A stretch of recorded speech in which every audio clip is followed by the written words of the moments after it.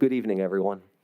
The time is 7 o'clock on December the 18th, 2023, and I'm going to call to order the Upper Dublin Board of School Directors Legislative Meeting for the month of December 2023. Ms. Evans, would you please call the roll? Ms. Evans. Present. Ms. Ionetti. Present. Ms. Redding. Present. Ms. Sherpier. Present. Dr. Thomas. Present. Mr. Sirota. Present. Mr. Warschauer. Present. Mr. Wallach. Present.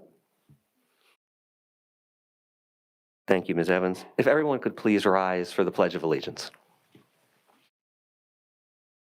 I pledge allegiance to the flag of the United States of America and to the republic for which it stands, one nation, under God, indivisible, with liberty and justice for all.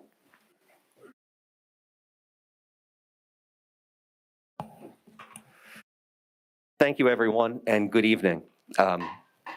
First of all, I just want to say that I'm, in an abundance of caution, I'm wearing a mask this evening.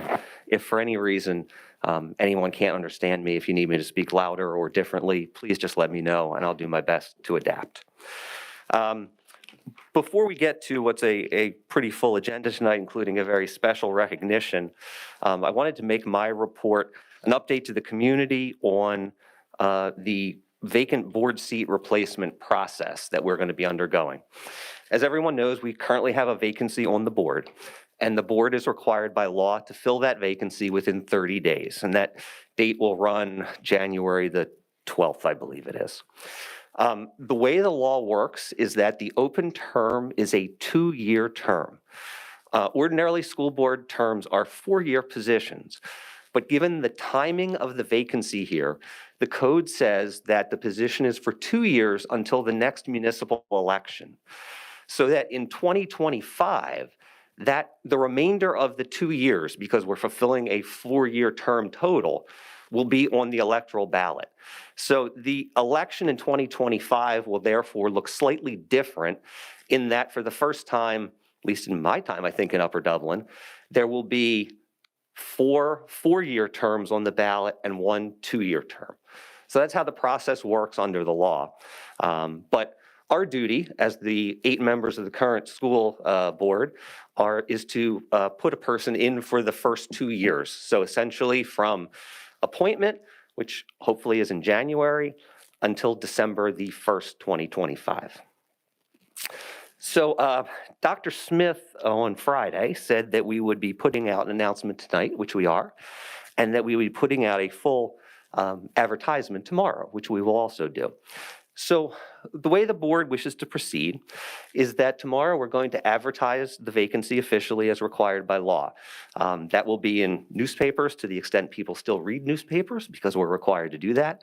It'll also be on the website, social media, various ways that we can get the word out. And what we're going to be calling for is a solicitation of applicants to apply for the position. And we're going to ask for applicants to submit a bunch of things if they wish to apply. And when I say applicants, there are certain qualifications. You have to be over 18. You have to be a resident of Upper Dublin. There's probably a couple others, and that'll all be spelled out when the information comes out tomorrow. We're going to ask applicants to submit a letter of interest for the position, stating why they'd like the position, some of their background, some of their interests, a resume, so we know who they are, a statement of financial interest, which is, again, a legal requirement to say that there's no conflicting financial issues, an eligibility certification, which will basically be a certification that you meet the required elements under the law, like, for example, I just said you're over 18 and a resident. And we're going to have a brief questionnaire with a handful of written questions that we would like applicants to submit. We recognize that the holidays and winter break are upon us. We're going to ask for applications to be submitted by January the 2nd, 2024, trying to afford applicants as much time as possible, given break and things like that. Also recognizing that we only have 30 days, which runs, as I said, in early January. Then, so that's 2nd is a Tuesday, I think, something like that, Tuesday. By the end of that week, Candidates selected for interviews will then be notified of the interview process and timetable. We can tell you that the date for public interviews will be Monday, January the 8th, starting at 6 o'clock. In order to do that, we call a special legislative meeting, somewhat similar to special legislative meetings we've had recently. And at that special legislative meeting, a number of important things will happen. There will be interviews of candidates. We are required to do that publicly. And so candidates will be asked a series of questions, responses, et cetera. And then the board will deliberate. And there's a process in terms of how we have to vote that we will explain to everyone in due course. But we deliberate and hopefully come to a determination based on both the written applications and the oral interviews as to the candidate that the board wishes to put into the position. If the candidate selected accepts, they'll take the oath of office that night and be impaneled to be a member of the board for the next 2 years. So that is the process that we would like to see and that we've laid out going forward. Dr. Smith, Mr. Sirota, anybody? Did I miss anything in that summary? Okay. So thank you all for that. Thank you for indulging us in this process. And we hope it goes very smoothly and that we are able to seat a board member to join us starting in January. I think with that, that's my report for this evening, other than to just welcome everyone. Next, we have a very special recognition of some of our students that we are oh so proud of. And I think, Mr. Schultz, I'm going to call you up first to start the recognitions. Thank you very much.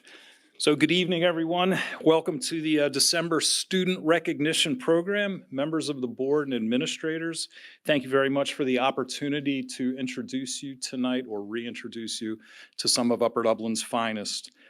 You've probably heard me say this before, but over 30 years ago, an assistant principal at the high school penned a slogan, which was, it is frequently referenced, but it simply reads, excellence in academics, activities, and athletics.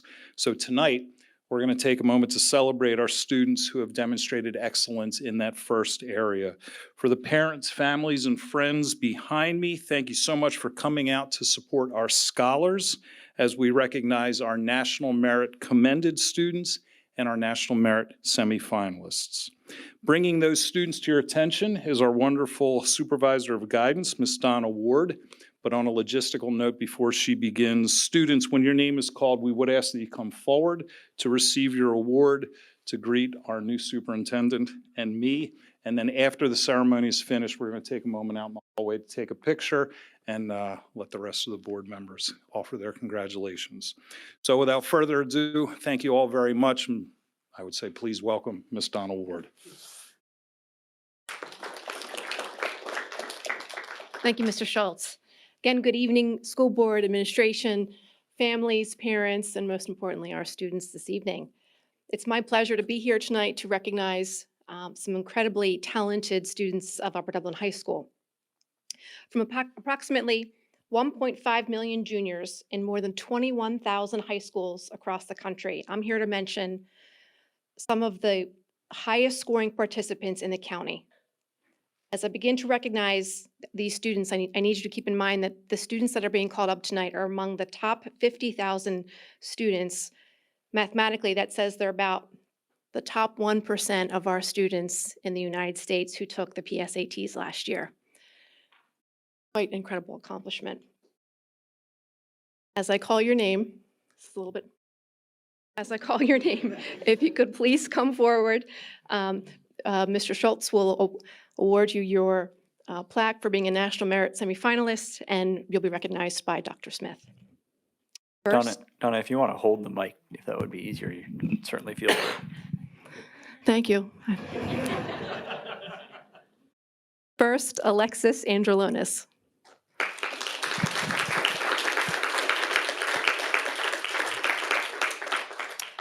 Next, Julia Axler.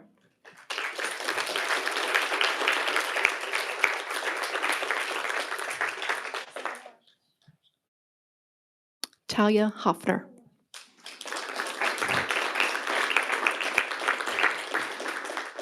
Bryson Knight.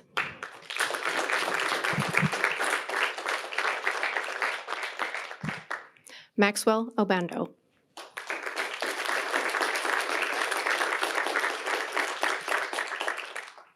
Samuel Schneider. And Albert Zhang.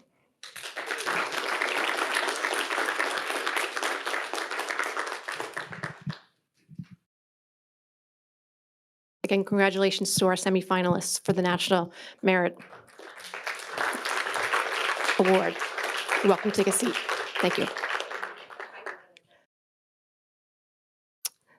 Our next candidates, our next students, approximately 2/3 of the top 50,000 highest scores in the PSATs received letters of commendation in recognition of their outstanding academic promise.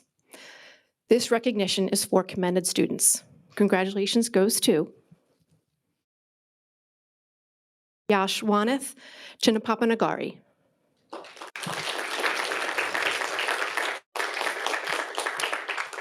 Emmeline Copeland.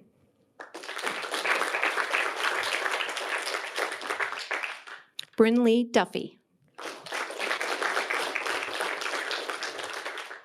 Michael Frayne.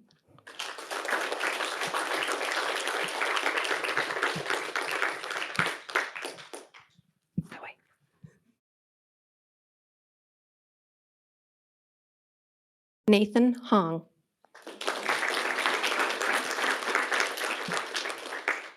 Jeffrey Jung.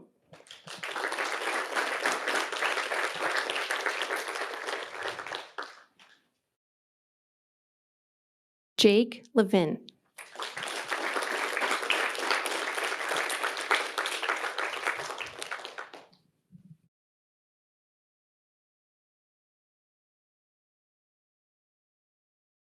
Catherine Lazinski.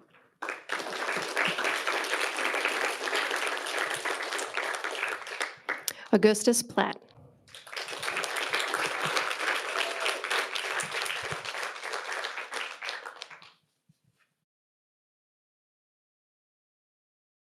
Megan Kwan.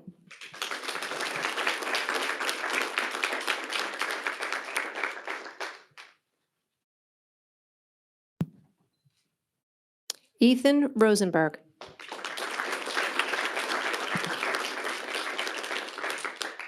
And Catherine Zhao.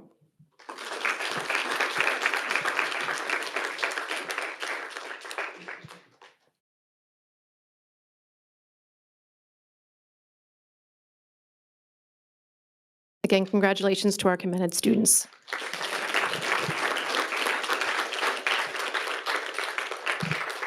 And if we could pause, take a moment to take a picture of all of our award winners this evening outside in the lobby, please. We're going to do just that. We'll take about a 5-minute adjournment or so. Thank you, Mr. Schultz. Thank you, Ms. Ward. Thank you. If the students could join us outside.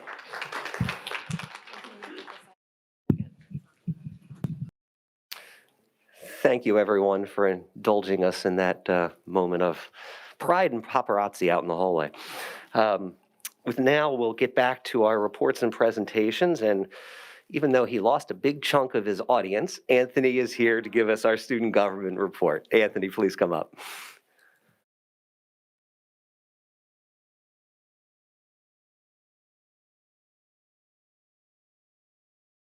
There we go. The month of December has kept many students busy, and we are eagerly awaiting for winter break. But before the break, there is still a lot happening at the high school. At the beginning of the month, the Student Government Association brought back Cooking with SGA. The event was brought back for the first time since the pandemic. The event was led by the community chairperson of the group, Sophia Siriani.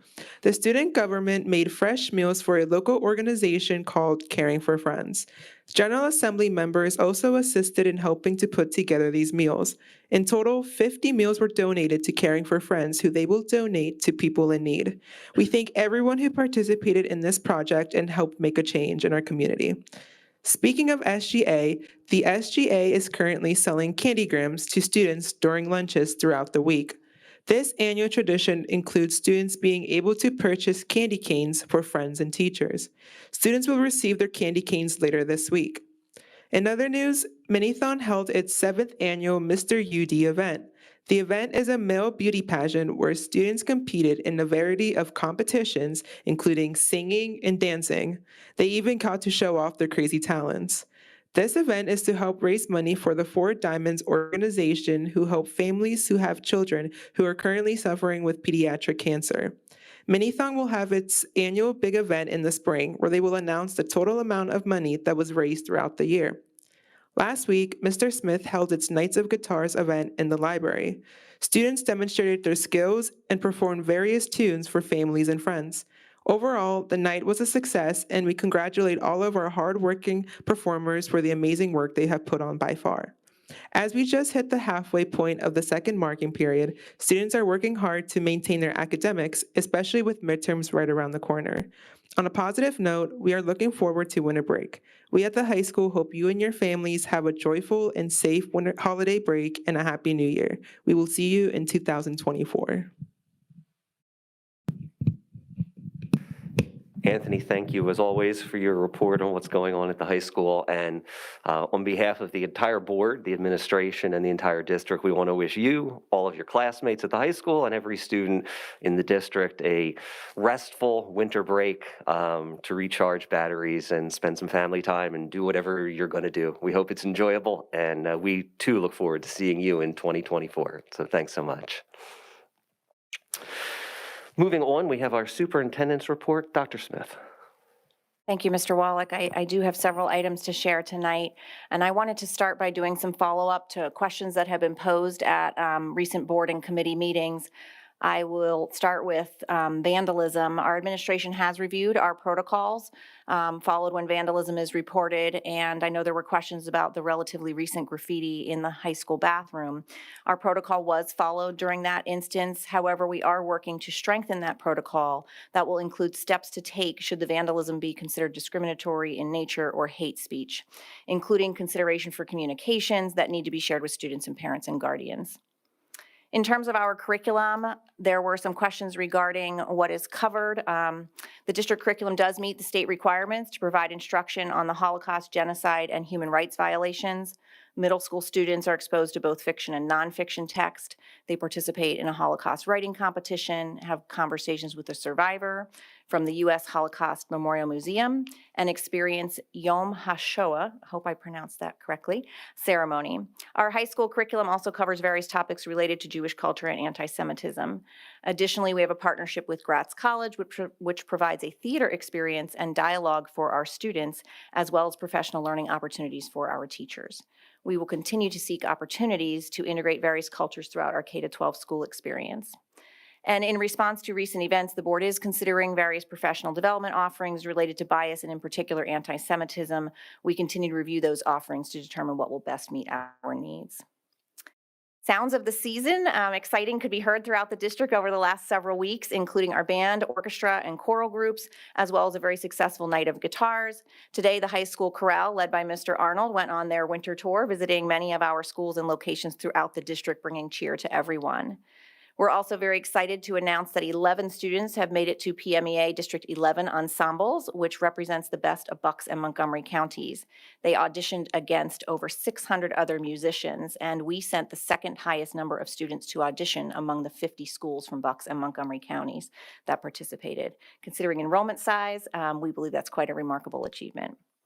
We also have our UD design labs were installed in each of our elementary schools this week. They are designed to provide flexible spaces for collaboration and innovation in teaching and learning for both our students and staff. The lab at Jarratown was donated to the district by Corbett Incorporated and KI, and the remaining labs were funded with Ready to Learn grant funds. And lastly, for the second year, seniors at the high school visited residents of Fort Washington Estates, a local retirement community, to collect their life stories as part of an English course called The Art of Story. The senior elective course is taught by Ms. Ippolito, thank you, and Ms. Kaplan. The project paired our high school seniors with senior friends at Fort Washington Estates, where both generations shared their stories. And last week, the students convened at the retirement community for their final intergenerational event to present their senior friends with personalized books on their life, including captions of what they learned. It was quite a heartwarming experience. Some of us even maybe had tears as we were there to just see the relationships that were developed, and it's a great partnership for our students with the residents there. And finally, just winter break is approaching, and district buildings will be closed to visitors from December 22nd through January 1st. On behalf of the administration, we hope everyone enjoys the break with their family and friends. Thank you. Thank you, Dr. Smith.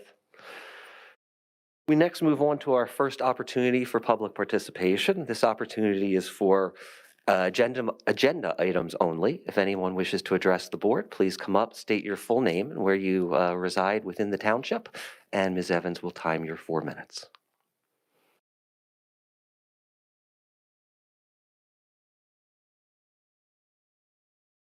Good evening, board. This is Ed Kovler from Ambler. Thanks for the opportunity to speak tonight, and we're looking forward to this new chapter. I had a few questions for you. One, would you be able to provide the criteria to select candidates? Number two, is community involvement an option for the selection process? And number three, is the UD Democratic Committee, including Jenny Anderson or Chris Pasteur, involved in that selection process? And I did have a side question since Dr. Smith brought it up. Dr. Smith or board, would you mind at some point when you get close to selecting this anti-Semitic bias training, would you consider sharing your options with the community before, or even select community members before making that selection? That's it. Thank you very much.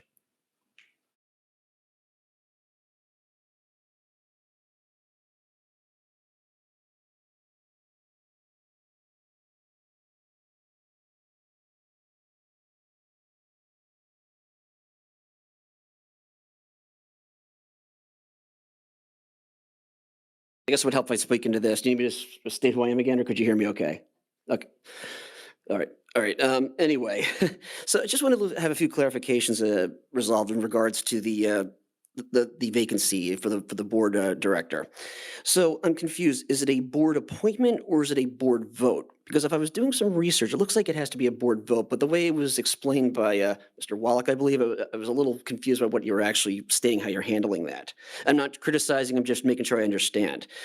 And are you going to be leaning for assistance from other people in your party or outside of the board? I think to tag on what Ed was asking, are you going to listen to the community and at least consider our insight in it?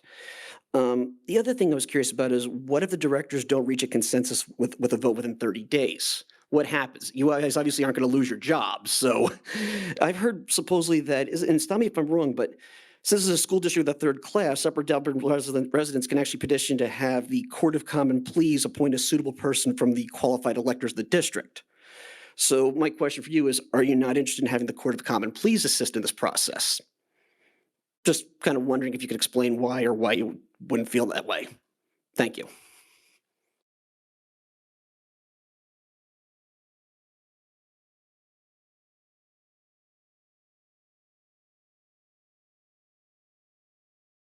I do not see anyone else approaching the microphone, so I will close this first opportunity for public participation. Number of good questions. Thank you for those questions. Let me see if I can cover as many as possible and provide some more information, and then I'll throw it open to other people around the table. On the community involvement and the community assistance question, so the meeting, the special meeting, is a public meeting. There will be an opportunity for public participation, as we have at all special legislative meetings. Our intent would be that whichever candidates are coming in for interview will be listed on the agenda so that people know that they are interviewing. Therefore, at public participation, and again, in the spirit of civil discourse and discussion, there will be an opportunity if public members wish to comment to the board and provide comments to the board as to either qualifications of a candidate, or what the community wants to see in a candidate, or, and again, within bounds of respect and decency, even comments about a particular individual, I guess, as long as it's in the spirit of civil discourse, we will receive comments that way that evening. In terms of the selection process, so it's the board's selection process. Let me be clear that the 8 of us up here will be making that decision. This is not a situation where we hear interviews, we take public participation, and then we go solicit comments from others. Our goal, our intent, and our process will be to do it all in one evening as we are required to do it all in public. So specific question, will the Upper Dublin Democrats be involved in the selection process? No, unless one of them puts an application in, whatever they may be. So I think, I hope that answers that question. Question was raised of what is there, whether, let me start with this one first, whether it's an appointment or a vote. So it's a little bit of both, to be honest, is the way I would explain it. And Mr. Diazio will correct me if I'm wrong on the actual school code here. The board will be appointing a person to that position. And there are times, as we have seen, where that appointment is a sole candidate, like there's only one person. And so there's, even then though, there is a vote taken. So let me be clear that there has to be a majority vote. There have to be 5 board members that vote in favor of whoever takes or will take the seat. And at that point, the person is appointed. In situations where we have multiple candidates applying, there will be a process that evening where after the interviews and after the comment period, I, most likely, as the person running the meeting, will solicit nominations from people on the board. And people will be nominated, and then there will be votes. And there is a process in our board guidelines as to how we do that. We do that by written ballot, after which Ms. Evans will read every board member's written ballot. So it's written ballot the way we have to vote as opposed to saying aye, but it's all very open as to who voted for who. And we go until somebody gets 5. And there'll be a process where if nobody gets 5 the first round, we have more discussion, we have more deliberation, and we vote again. And little by little in that process, as I think some people have sat through, the pool of candidates or the pool of nominees gets whittled down until hopefully we arrive at 1. If we don't reach consensus, so our goal is of course to reach consensus that evening. That is our hope. Majority vote, yeah, thank you, very, very good point. At least 5 of us, right, in order to fulfill that. If the 30 days elapses and the board hasn't appointed anybody, there is a procedure under the code, Mr. Diazio, I'm correct, whereby the Court of Common Pleas could appoint somebody to the board. That is a process, as I understand, that only happens if the board does not reach a majority vote within those 30 days. It's kind of like a backstop, so to speak, so that there can't be an open seat. So if we never get 5 votes in favor of a candidate, there would then be a process whereby the Court of Common Pleas would be involved in order to appoint somebody ultimately to the board. Did I hit all the questions? Did I miss any? I'll pass it around the table. Are there any other comments from board members or the administration?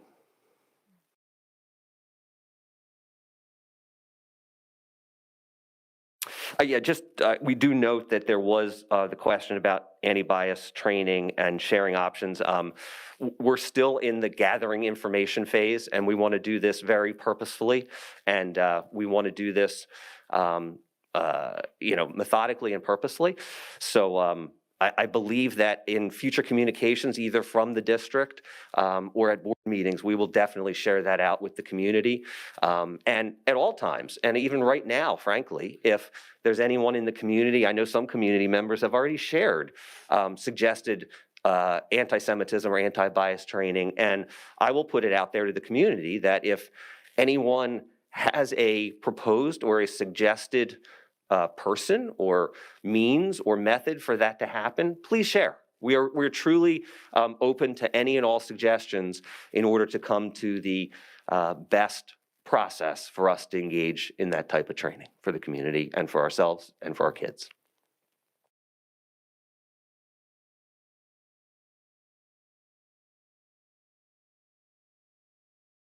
Okay, any other comments?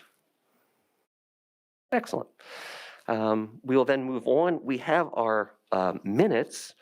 We had minutes from the October 18th special legislative meeting, the November 15th special legislative meeting, and the November 20th legislative meeting. Those minutes have been shared with all board members for review. And if someone on the board is comfortable doing it, I will take a motion to approve all 3 sets of those minutes. Thank you, Mr. Sirota. Do I have a second, please? Thank you, Ms. Redding. Any questions or comments on the minutes from the board? Seeing none, all in favor, please say aye. Aye. Any opposed? Thank you so much.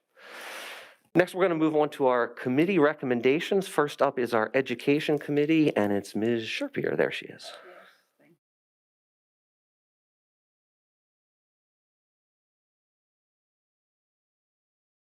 All right, we have 4 items: a donation from Corbett, service agreement with the MCIU, conferences and student activities. All of those were discussed during the education meeting.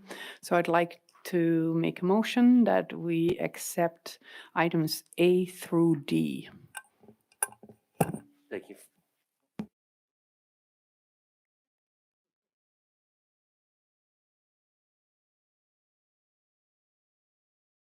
Little microphone change there. Sorry about that. Ms. Sherpier, thank you for the motion on the Education Committee recommendations. Do I have a second to that motion?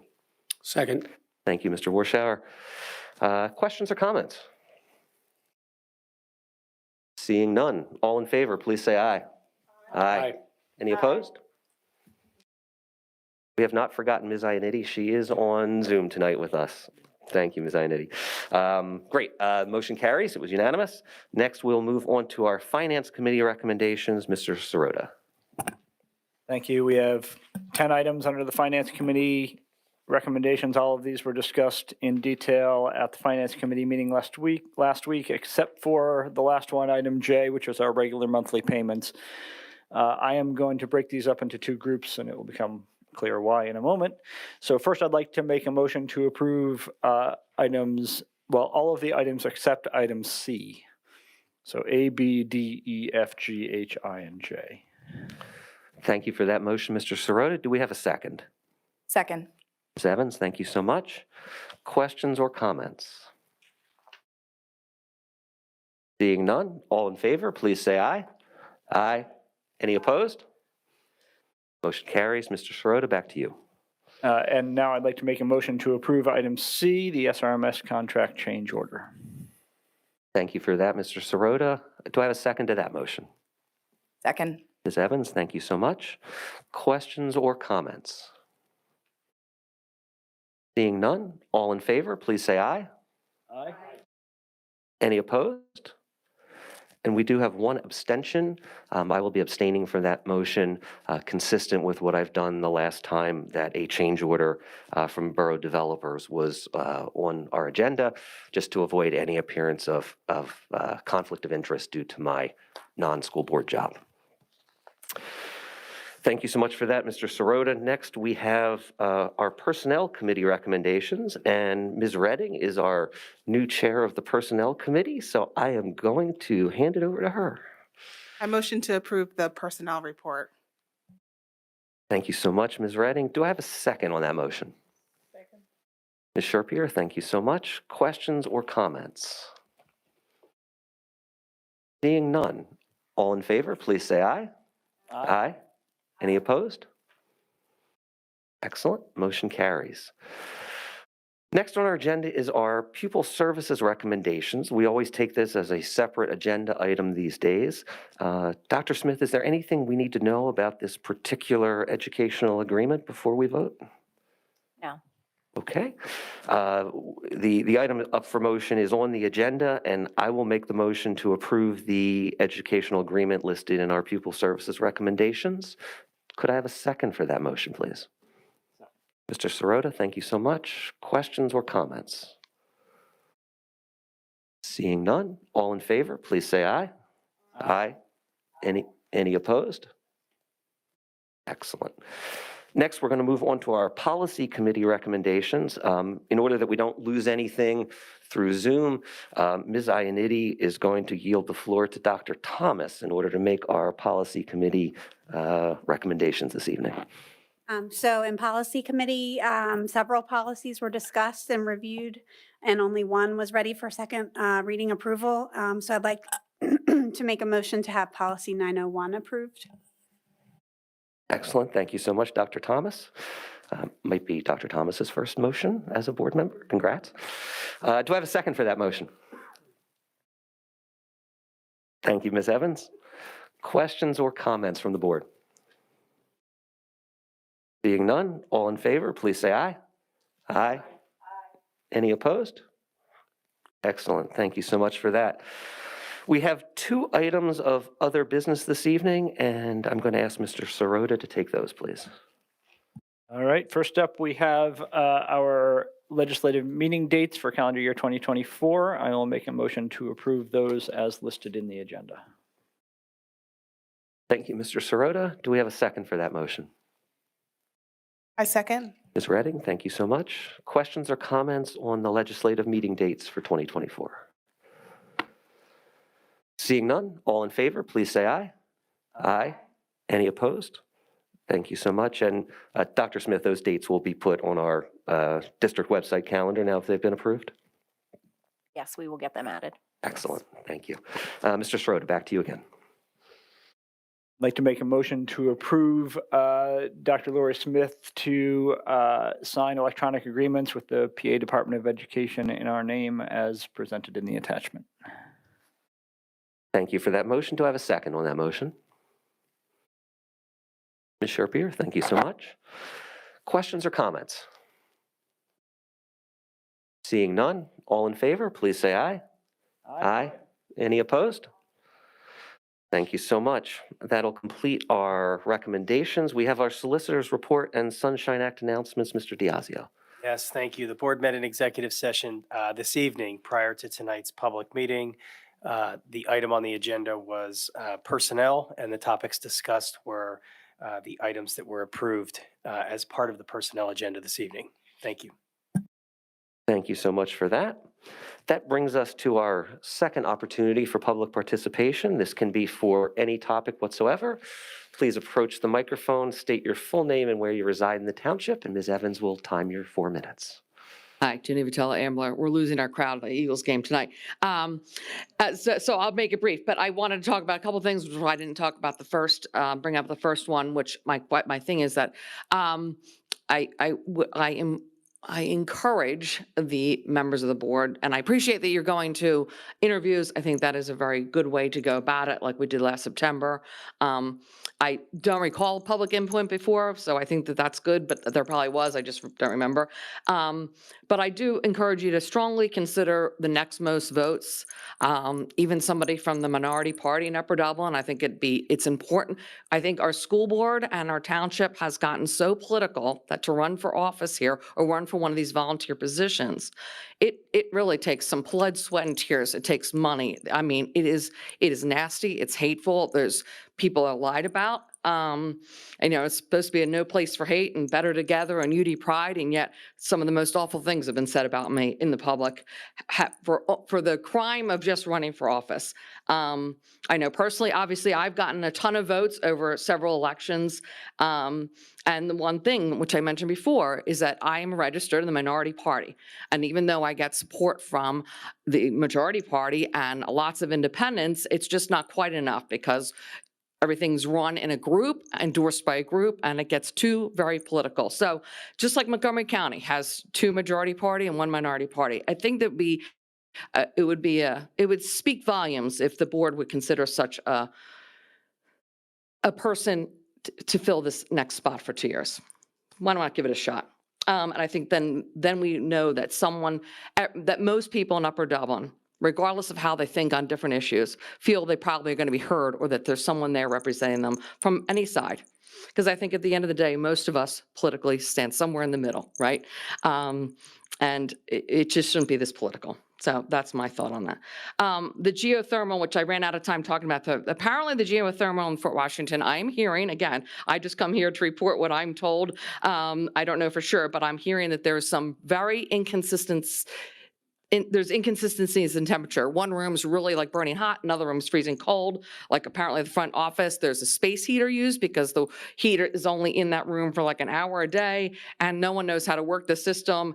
And I just want to make sure that we are on top of that we actually ask the staff that is in that building and in a forum where they feel comfortable speaking about things that aren't right with the building. That should go through all the buildings, right? Because I think staff throughout may feel intimidated for their job position or to be outspoken. So they just kind of live with these things. And I think we'd be better off if we let them feel more comfortable to say, you know what, guess what? This just isn't right. I'm sorry. It's not working. How can you help us?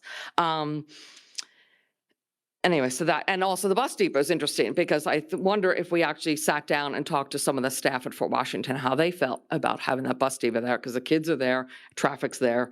Anyway, we use it for car line, everything else. Also that field in Fort Washington, when this was getting redone, I told you and I remember talking about it because I ran big strides there, and I'm going to run out of time again. The water would run off the parking lot, come down the cement wall, which we actually painted and tried to fix, and that softball field or whatever that was unusable. Now it doesn't even exist, but there's still like a mud pit there because that was supposed to be all graded and fixed and la-di-la-di-da, everything was going to be great, and apparently it is not. And also, my last 16 seconds, the pool. We were kicked out of the pool at 5:15 in the morning last week or the week before because it was murky, thick, gross, cloudy, zero chlorine into it. The last time it was checked on Saturday, and it was not checked again until Monday. This is a huge mechanical thing in our building that has had problems almost from the beginning. And also there was a temperature control issue last week that the kids were absolutely like blue and shivering on the deck. And also the scoreboard is malfunctioning. Okay, that's it.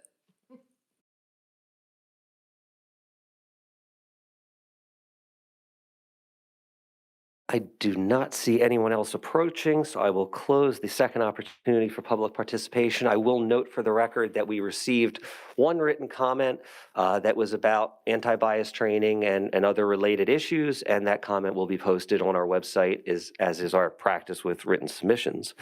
We now have an opportunity for comments from the board or the administration. Let me just start by saying that the selection process for a replacement board member is something that I and everyone sitting up here take extremely seriously. I want everyone to know just how serious we take this because it's a duty that's put upon us to fill a seat. And we will engage in that process openly and willingly. And you know, each of us may ultimately, as we will discuss, have different thoughts or viewpoints or considerations. But you have our word that how serious we take it and that we will do our best to impanel somebody that gets 5 votes and can really help our board moving forward. So that's just my sort of comment on that. Dr. Smith, from the administration's perspective, I know there were some operational issues raised. Is there anything there that you would like to comment on at this time, or? I would just add that I would be happy to talk to the staff at Fort Washington about the building and how they're feeling, as well as the bus depot, and get that feedback. And certainly Mr. Lechman and I are aware of some of the issues with the pool. I don't know if there's anything you want to add tonight, or we can certainly follow up after we investigate some of the other pieces. I don't have anything specifically on the pool. That's news to me, so I can certainly help gather some information on that. I will tell you that the staff at Fort Washington Elementary School has been very open with discussing the building, the new building, and some of the temperature items that we're dealing with. ICS is still in the building helping to get everything squared away. They are very aware of how the systems work in the building, and they're working with everyone to make sure we get it covered. So they've been communicating with us regularly in the building, and they have a means to do that. Thank you for that, Dr. Smith and Mr. Lechman. Any other comments from anybody on the board? Ms. Evans? So I also have a swimmer, so I'm familiar with the issues. So I think, just to give some additional information if it's helpful, I don't know if I'm remembering the same incident, but I think the one that was at 5:15 was, I'm going to put this gently, it was a biological issue. That's what I had heard. So I'm not sure there's anything we could have done to prevent that, but it could be a different one. The scoreboard, I will say, was glitching a little bit over the weekend. It would come on, off and on, but it did kind of fix itself. So I don't know if that's still a lingering issue, but yes, that did happen, but I don't know. I think they figured it out, but yep. Any other comments from the board or the administration? Okay. Seeing none, we have a few informational items. We have our enrollment report as usual. We have our liaison committee reports. We do have new liaisons, so a couple of the groups didn't meet. A couple of the groups need to have their new board members be able to be introduced and start the process, but we do have some reports there. Shameless plug for the Ed Foundation. Harlem Wizards tickets are on sale. It's January the 20th. It's one of the best nights in the school district. It sells out, so everybody please come. It's going to be a lot of fun. Any other board members have anything to add for liaisons? Mr. Sirota. It's not directly related to a board responsibility, but I want to take this opportunity. As you all may know, I do serve on the township's comprehensive plan steering committee. And coming up soon in January and February, they will be having a series of pop-up events where they are soliciting input from the community about the direction of the township, the future of the township, and other planning items. Though they will have pop-up events all over the place. They're trying to partner with other big events that are already happening. If you do see an opportunity to participate, please do.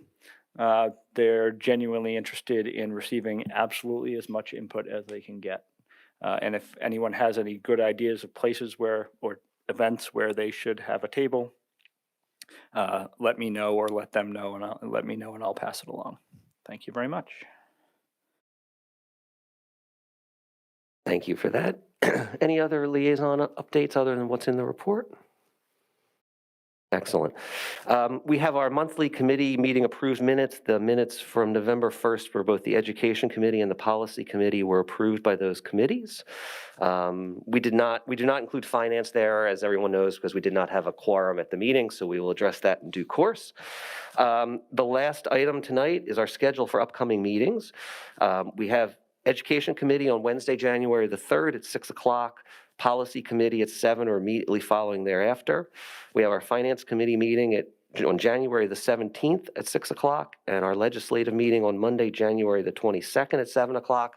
We will also be adding to that a special legislative meeting for the board interview night, which is January the 8th. I believe, and that will be advertised as we're required by law in due course, also posted on the website. There's a number of hoops we have to jump through in order to advertise a special meeting, which we will do promptly. With that, we come to the end of our meeting. On behalf of the entire board and everyone up here, I want to wish everyone happy holidays and happy new year and a restful break to all of our students and parents and community members and staff and everyone else associated with our wonderful school district. I've probably forgotten somebody. With that, I will add to a certain football team in Seattle, go Birds, and we are adjourned.